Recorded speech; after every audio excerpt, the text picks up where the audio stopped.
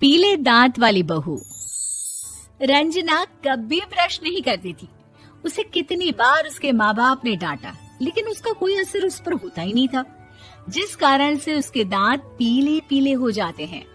शादी के बाद अरे बहू, वैसे तो तुझ में कोई कमी नहीं है, पर तेरे दांत इतने पीले कैसे हैं बेटा? कैसे मतलब? कोई सर्जरी थोड़ी ना कराइए। वो तो क्या नाम, मैं ब्रश नहीं करती थी तो पीले हो गए। अब क्या करूं? आप कहें तो लाल करवा लूं या फिर काले? यार ये क्या है, क्यों माँ से लड़ रही हो? लड़ रही हूँ? अरे मैं लड़ रही हूँ या ये बोल रही है कि दांत पीले हैं, पीले। अरे तपस्या थोड़ी ना की है इन्हें पीले करने के लिए।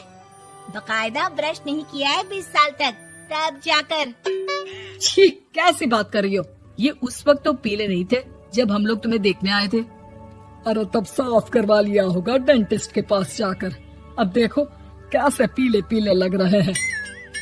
रंजना सास की तरफ गुस्से से देखती है। फिर शुरू हो गई पीले पीले पीले।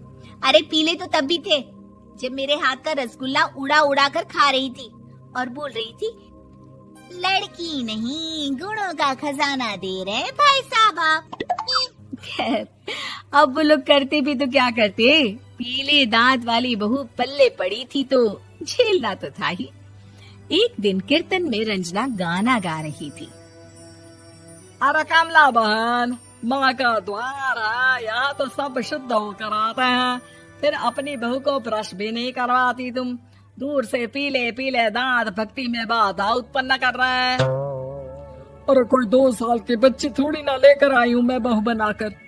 अच्छी खासी लड़की है, अरे कैसे करवाऊं ब्रश? ये तो उसे खुद करना चाहिए ना।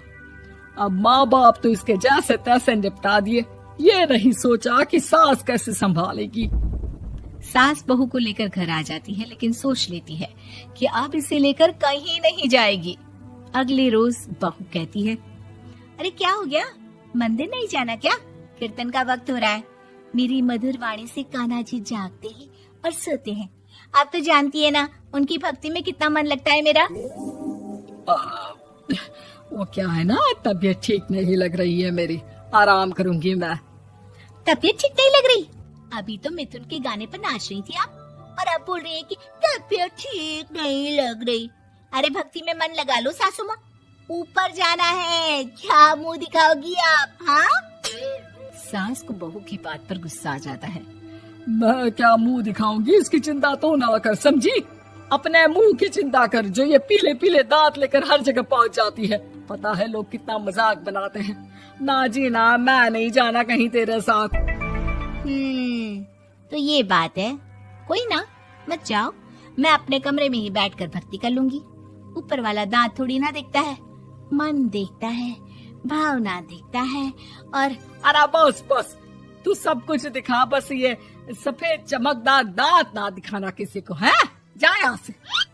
बहू को सास की बात का कोई फर्क नहीं पड़ता, वो तो जैसी थी वैसी ही रह जाती है।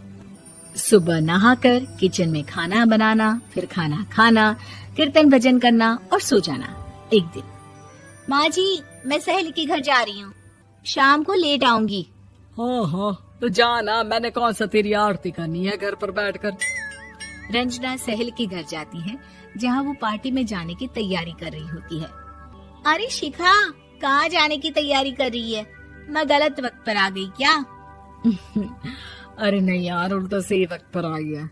मैंने ये साड़ी और ज्वेलरी निकाली है यार, शाम को इनके ऑफिस की एक पार्टी में जाना है। बताना कैसा लग रहा है ये सब? नहीं यार, इस ड्रेस के साथ तो वो वाली ज्वेलरी अच्छी लगेगी। हाँ हाँ सही बोल रही है, मैंने ध्यान ही नहीं दिया। वैसे तो हमेशा से मस्त फैशन सेंस रखती है। तो बड़ा जाती होगी ना पति के साथ पार्टी में। रंजना कुछ नहीं बोलती, बस सोचती है कि यार काश ये बात सही हो जाती, पर मैं क्यों नहीं जाती पार्टी में? क्या इन लोगों की कोई पार्टी होती नहीं होगी? रंजना घर आती है और रात में पति से सवाल करती है, एक बात बताइए, आप मुझे किसी पार्टी में क्यों नहीं ले जाते? क्या आपकी यहाँ ऑफिस में पार्टी नहीं होती?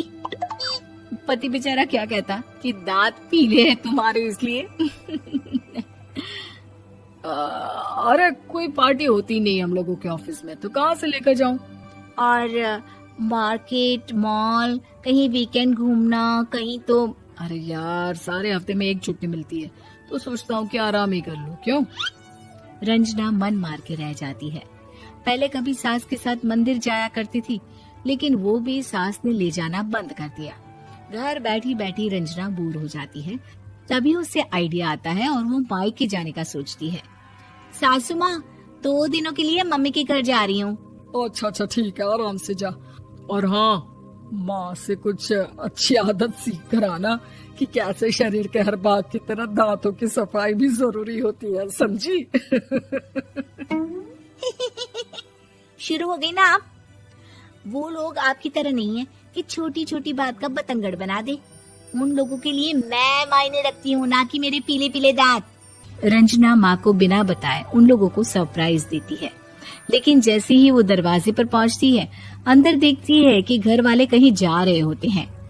अब माँ, काश रंजना दीदी के दांतों वाली प्रॉब्लम नहीं होती, तो वो भी हम लोगों के साथ चलती ना बुआ जी की बेटी की शादी में।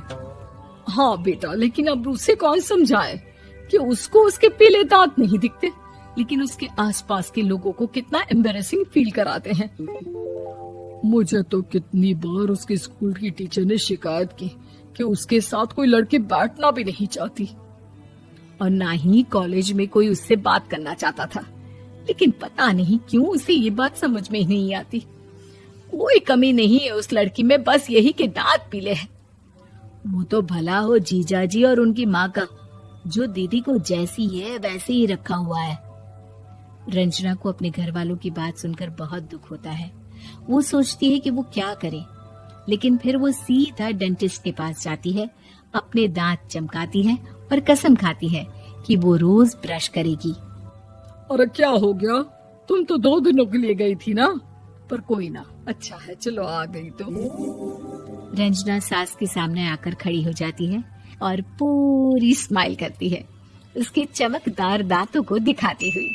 हैं? चले मंदिर।